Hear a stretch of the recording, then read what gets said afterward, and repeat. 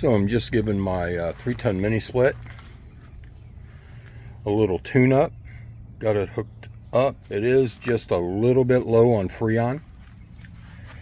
This port here is starting to ice over, which is a sign of that. And still cooling pretty good on the inside, but the compressor is shutting down a couple times a day with a P6 error, and then it comes right back on. So that's a sign of low Freon in these Cooper and Hunters. I bought this and installed it 4.5 years ago off of Amazon. It's got 2 indoor units, 24,000 BTU there that takes care of the living room, kitchen, and dining room, and a 12,000 BTU here that takes care of the man cave on this side. That is definitely oversized, but unlike conventional air conditioning, you can kind of get away with that with mini splits because the compressors are variable speed. You know, they just don't come on and stay on like a central air does. So with that being said, 410A is charged in the upside down position. What I do is I zero this out, right? And that'll let me keep track of how much Freon I'm putting in. The only right way to charge these is to evacuate them, and on the label, which is there, will be how many pounds and ounces the factory charge is. So the correct way of doing this is to completely evacuate the system, pull a vacuum, and then recharge it with the exact amount. I'm not going to do that. You got to be very careful with these not to overcharge them. So once I kick it back on, I'll make sure the compressor is running as hard as it can. I'll turn the inside units down into the 60s and go from there.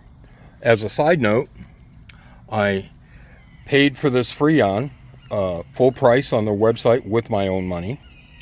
However, I do have a channel affiliate link now and a code that will save you $10 off your purchase. So that's pretty nice of them to do. I also have the 30-pound R-134 automotive Freon from them. They seem like good people. The Freon is shipped sealed from California to Florida, and FedEx took about 5 days. So I'll come back, more to come. Okay, while I'm waiting on this unit to kick back on, one of the first things you want to do is purge the air out of this fill line. There we go. Should probably have gloves on. You don't want to freeze your fingers. In this case, I got the air out without it getting too awfully cold. So once this kicks on, I'll see where the pressure's at. I'm told that you want these to be around 117 to 120 when the compressor is at its strongest point.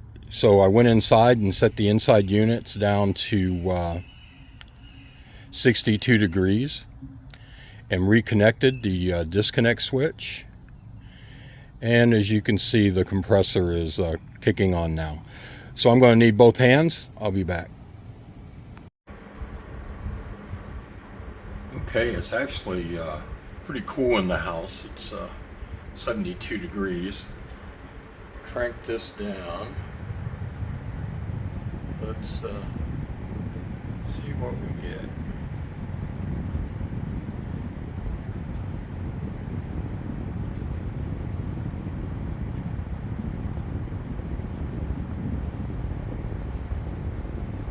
Okay, that's pretty good.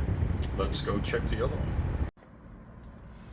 This is the 12.5.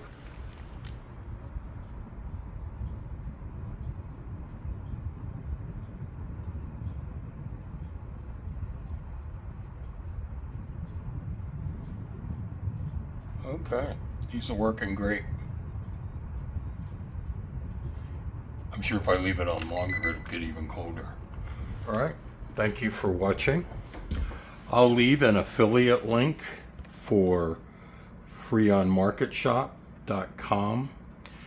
With that affiliate link, I will also leave a $10 discount code that you can use at checkout to save you a little money.